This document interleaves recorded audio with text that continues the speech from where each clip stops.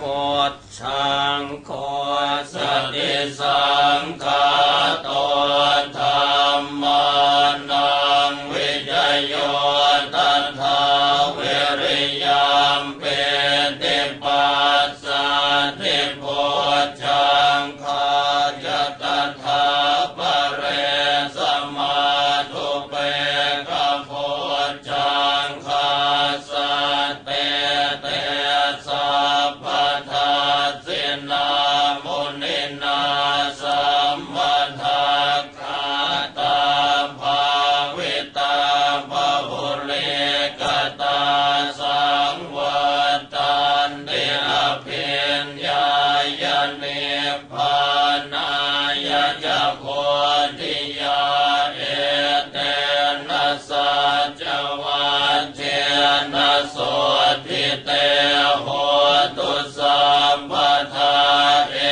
กสมิงสมัยเยนะโทโมคัลลานันจะกัสสปังคิลาเนโทคิเตติสวะโพชังเขสัตตเทสยิเตจตังอภินันติสวะโรคาโมเจงสุตังคเนเอเตนะสัจวัตเทนะโสทิเตโหตุสัมปทาเอกทาธรรมราชาภิกเขรัญเยนะภิเปริโตจุนทาเทเรนะตัญเยวะปนาเปตวานะสัทธรังสัมโมทิตวาจะอาภาธาตัมหาพุทธาสิทธานะโสเอเตนะสัจวัตเทนะโส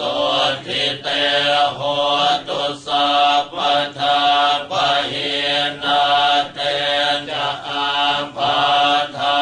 เตนันนัมปิมเหสินังมัคคาหตกิเล